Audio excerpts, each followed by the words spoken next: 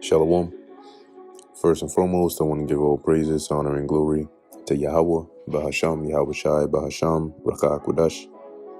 Double honors to the elders and the apostles of Great Millstone, and peace and blessings to the elect. And the title of this lesson is going to be, what's the point? Okay. And what I mean by what's the point is what I'm going to answer in this lesson. But, some people say, what's the point? And they say it in the sense of like, what's the point in doing all this? Almost from a perspective of giving up, right? But on this lesson is the opposite, right? And every so often it's important to sit down and meditate and take that breather, and just sort of reset your mind or reaffirm your mind in your resolve in serving the Lord, and understanding that there is a light at the end of the tunnel, and there is a reason as to why it is we do what we do, right? First and foremost, we fear Yahweh Ba'asham, Yahweh Shai, right? And we have been commanded to serve the Lord, but the Lord is faithful and true, and he will not, forget our labor of love, which we have had towards his name. And there's a reward at the end of all this, which isn't even going to be for just us, but it's really going to be for the entire world. All right, which is the renewal, right, that the Lord is going to bring. Because at the end of the day, majority of people that have even, the slightest sense of awareness are not happy with the world today, right? People leave their houses with some degree of uncertainty, right? Some degree of fear, a great degree of unhappiness. Even you imagine that even in a world where you may be very rich or well off, it's still not satisfying. You're not satisfied. Okay, you may have one of the most beautiful women you think, and you're still not satisfied. There's something missing. And that the thing that is missing comes from the earth itself as well.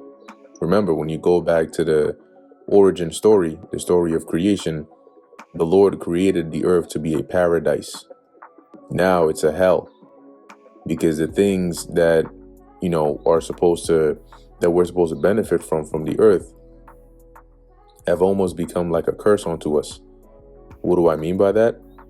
Due to the fact that you have the Edomites in rulership now, they have changed the blessings of the earth, the air that the Lord freely gave us to breathe, and now they put chemicals inside of it so that it rains down on you or you breathe it in, and now you have these various chronic symptoms, whether it's extreme allergic reactions at a certain point of the year, being unnaturally addicted to certain things, right? The food that we're supposed to eat that comes from the earth, that's supposed to be natural and good for you, filled with nutrients and sustain you, they mess with that, right? They modify that. You literally have GMOs, genetically modified, organisms, and they have that, and they're saying eat that instead.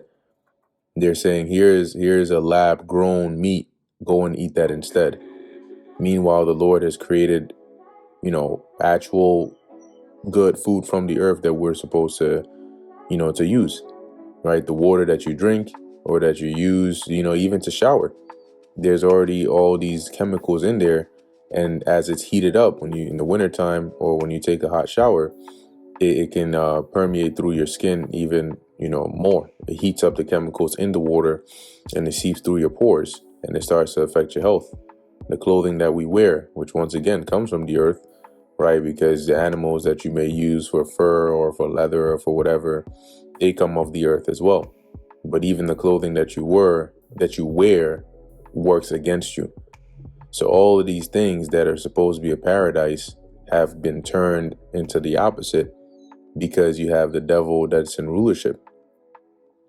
And so the point of all of this in us laboring and us doing the will of the Lord is because we are, in a sense, crying unto the Lord for him to quickly come and change the status quo of this world, right? To remove from authority the wicked, which have turned paradise to hell, to where people feel like it's better to be in the spirit world than to be alive, right? Just being alive alone is too difficult for people, and life is supposed to be a beautiful thing, but now it's like onto a curse. Having children is something people avoid. Okay, like people get afraid when they have what you call like a pregnancy scare or things to that matter, right? Their heart drops when they hear that, as opposed to being joyous. You can't enjoy your children. You can't do any of that, because if you do have a child, now there's so many other things you have to worry about, from their health to their education to their mindset to being able to provide for them. It's literally hell that we're living in now. And we don't want to live in hell anymore. We're tired of it. It's exhausting. It's draining. And this is just like scratching the surface in terms of things that I've mentioned. There's a social, political agenda that's constantly being pushed, and shoved down your throats on every turn. You just can't be left alone. Every day it's something new. It's new rules, new unfair systems that are put in place just to make your life more difficult, make your life more stressful. All for what? And that's not what the Lord created this world to be. The earth in itself is vast. It's huge. And yet, it's being monopolized. And now they're saying it's overpopulated and it needs to be depopulated and all this garbage, But ultimately, the Lord said that he's gonna fix all of that. Okay, and we're gonna get a reward for serving the Lord. So let me start off there. This is the book of Matthew, chapter 19, verse 28. Actually, we'll start at verse 27. Then answered Peter and said unto him. Now Peter, being one of the disciples, remember they followed the Lord, and so naturally they were curious, and they asked the Lord. Well, Peter asked, behold, we have forsaken all, because to serve the Lord, there are a lot of sacrifices you have to make.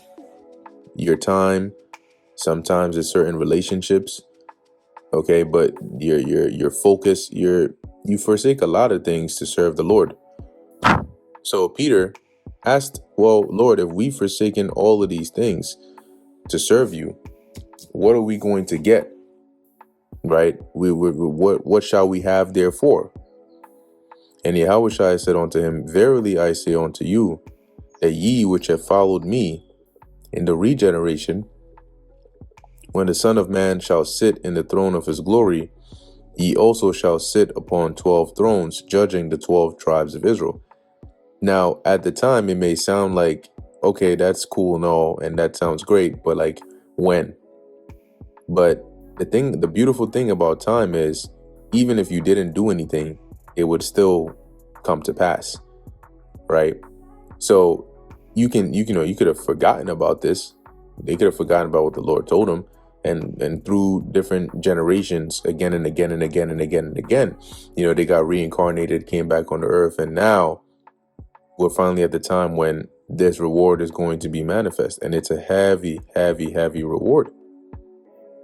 Because this is the eternal kingdom. That means this spot, you're not going to, be known in history as somebody who lived for a period of time and then afterwards this was your downfall. There will be no downfall.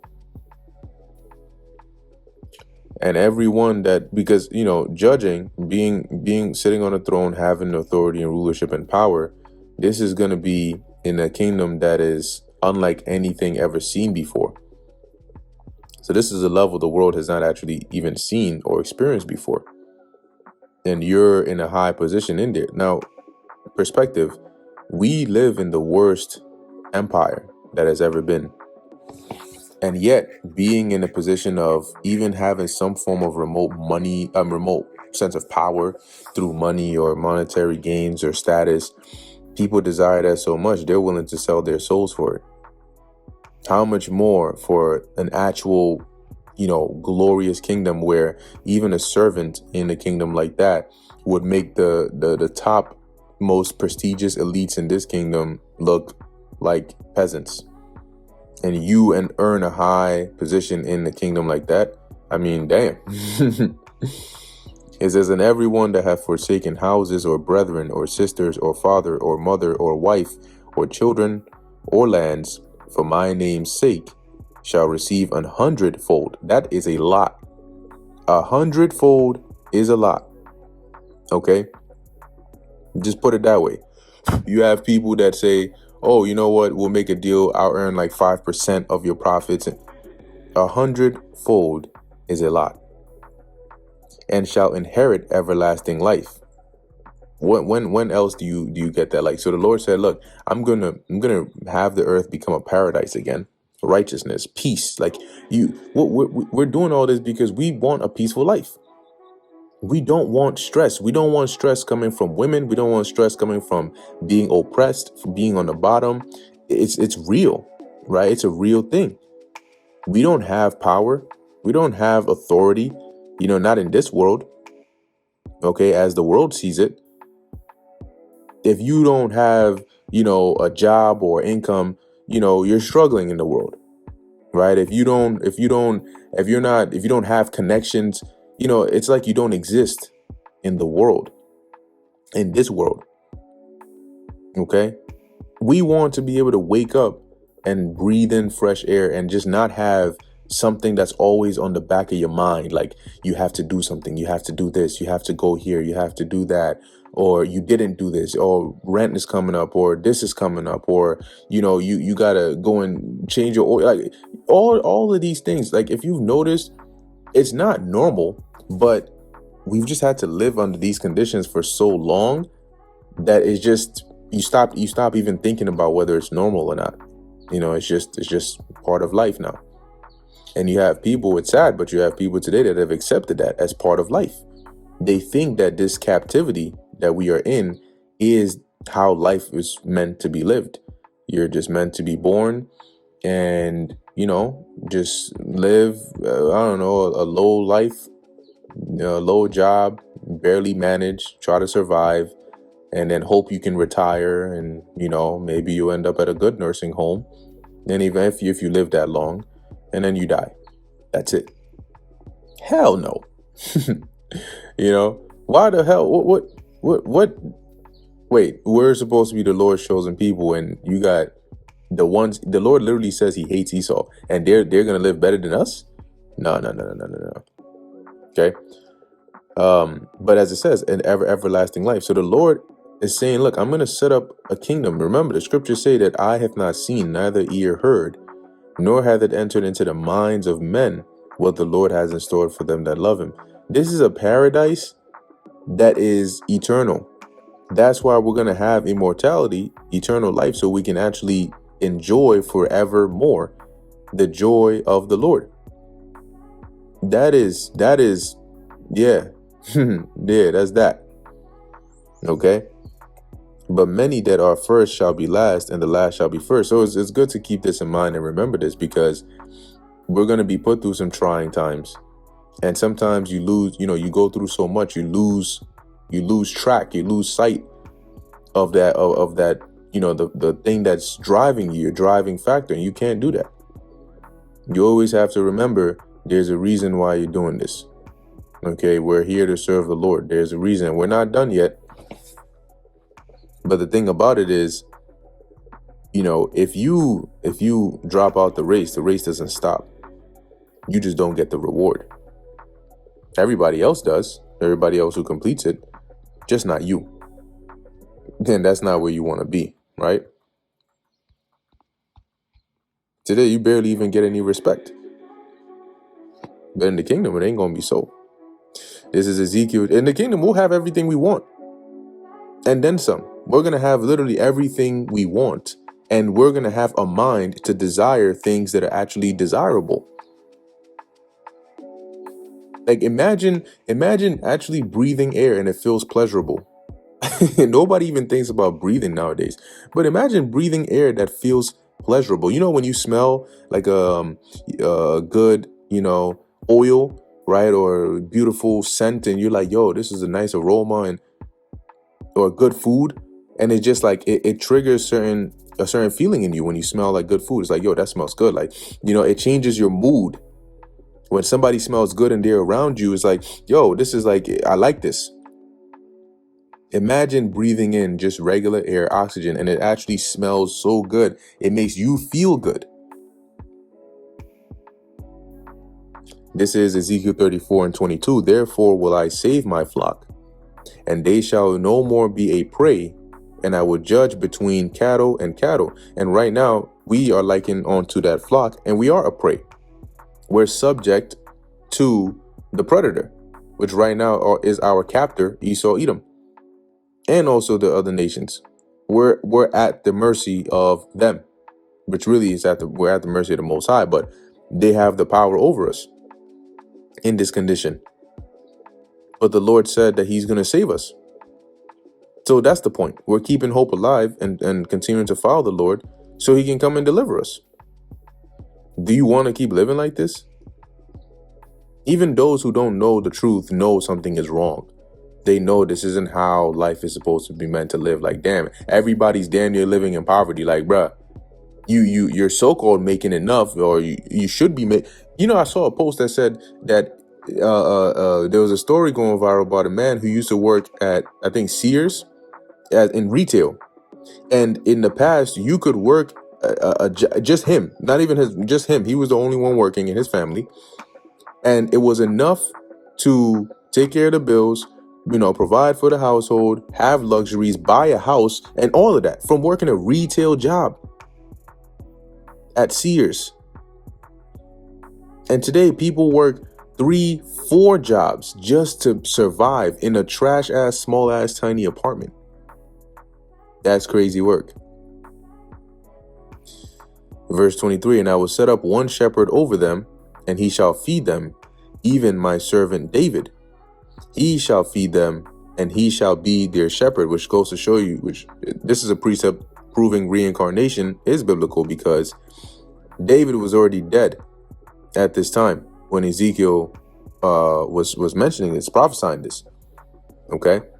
Remember, you had David, and then you had Solomon, then the kingdom split, and you had all of that transpired. The northern kingdom got sent into captivity, and all that transpired until the Babylonians came there.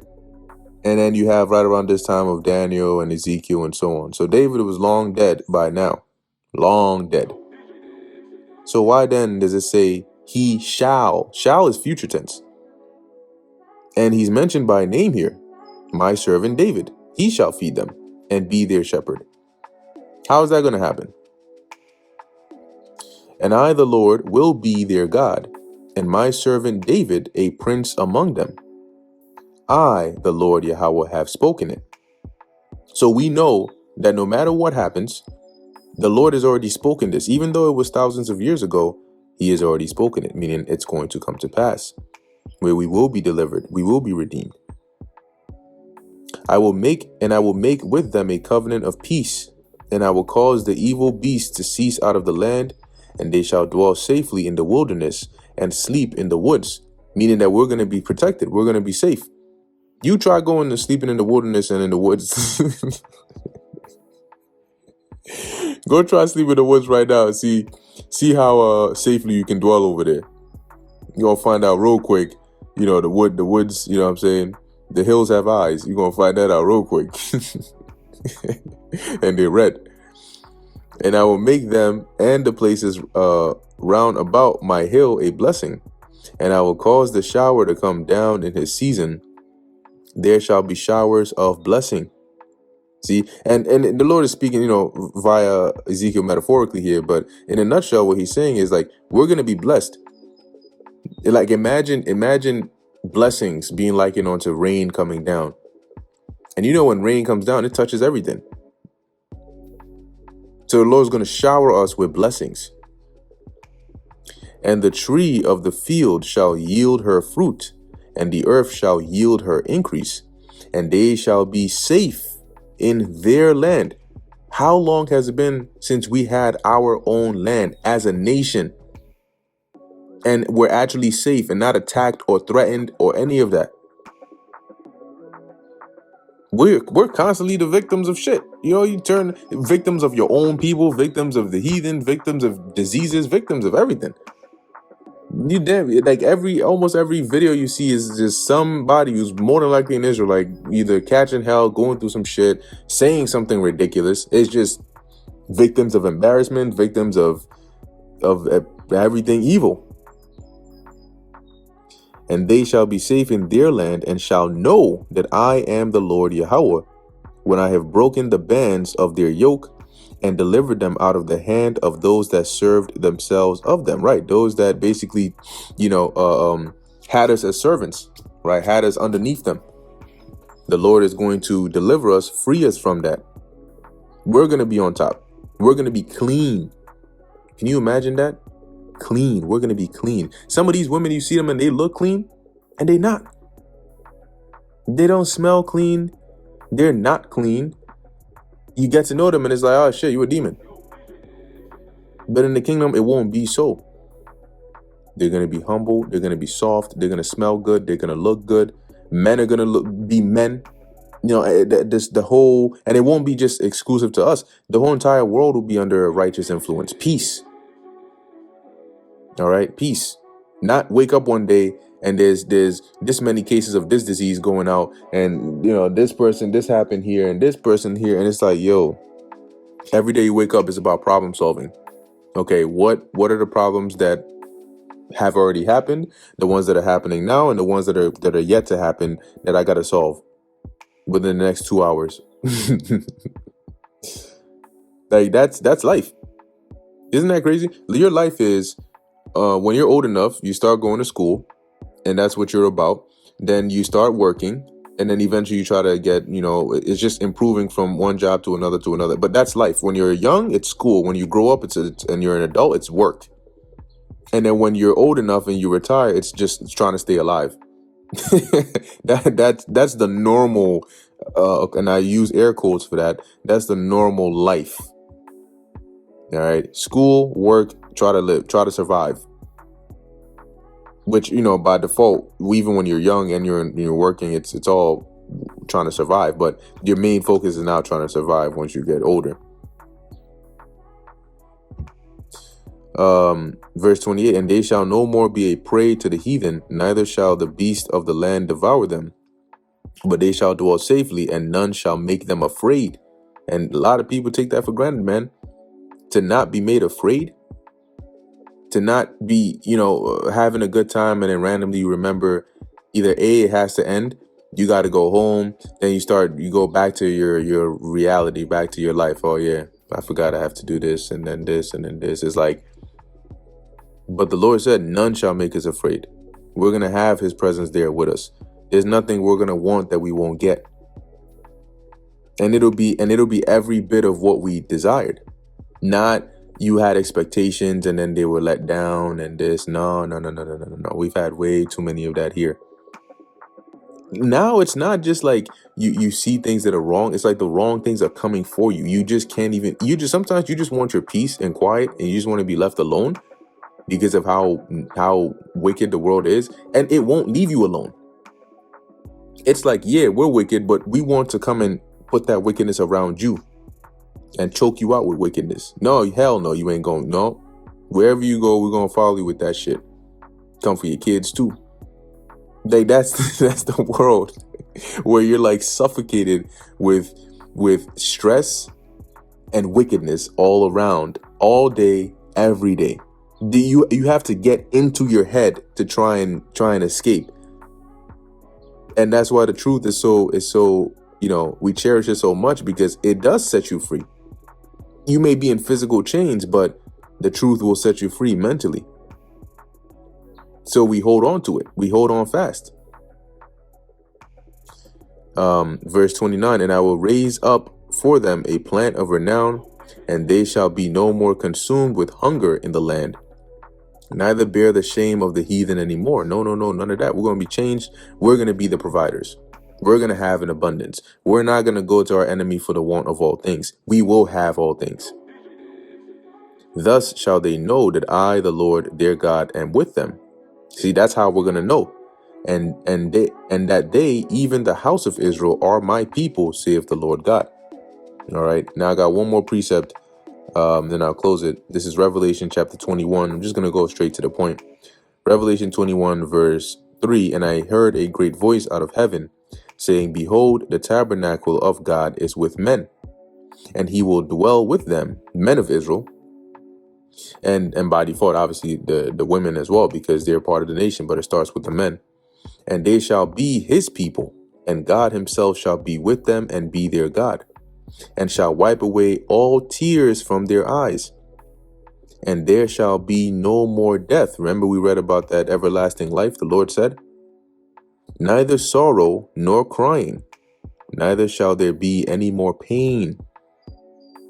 In this life, all you know is pain, to the point where you can't even recognize pain anymore. Because it's normal. Like, you know, in your day-to-day life, you go through so much pain that you consider it normal. Like, it's just a part of the stress is just normal. Like, yeah, whatever, you know. No. How is it normal to be routinely stressed? Like, every day there's a certain time of the day where you can expect to be stressed, but you don't. It's not called stress. It's not called stress in society today. It's just called work or something. No, it's stress. It's literally negative. But society conditions you to think it's normal. It's not normal. But the second you start to look at it as for what it truly is, then it just makes you even more stressed. But the Lord said, what? No more sorrow, nor crying, neither shall there be any more pain, for the former things are passed away. Those are all going to be considered former things. No, every day you got to go, every year you got to go for a checkup, and your doctor's telling you some BS, and they're telling you, they're giving you bad news, and then they're telling you, come and shed some money to go pay for drugs after we've given you the bad news. You can't even eat, you can't even eat food that tastes good. Because everything has some strings attached to it. Eating, no. Drinking, no. Sleeping, no. You can't sleep too long because you got to wake up and do this and do that. Damn, you tired and you can't even sleep. Golly, what kind of hell is that? Yeah, I'm tired. My eyes are closing, but I can't because I got things to do. And if I don't get them done today, it's going to be a bigger problem tomorrow. Like, yo, you can't even sleep. You can't even get a second to sit down and just think because your phone is going to go off over something. Or somebody's going to call you or something. It's just like, yo,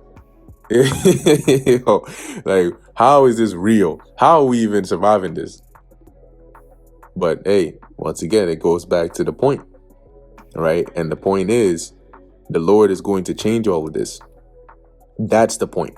That's why we do what we do so diligently, because of how much we hate this wicked life that we have to be in, and how much we desire peace and righteousness. And see, for some people, they're going to have to see it in the kingdom. When the kingdom of heaven is established, then they can understand, oh, this is what you guys were talking about. This is why you were always out, saying what you were saying. Yes, it is. This is Revelation 21 and verse 5. And he that sat upon the throne said, behold, I make all things new. All that darkness, all that sorrow, all that disappears, is new again. And he said unto me, write, for these words are true and faithful. So we know that the Lord is going to make true on his words, on his promise. We just got to keep on. We just got to hold up our end of the deal, and wait for the Lord to come through and do what he has promised to do. So I'm going to end it here. Lord willing, that was edifying and exhorting onto the elect. In closing, I want to give all praises, honor, and glory to Yahweh, Bahasham Yahweh Shai, Bahasham Rakha Kudash. Until next time, Shalom.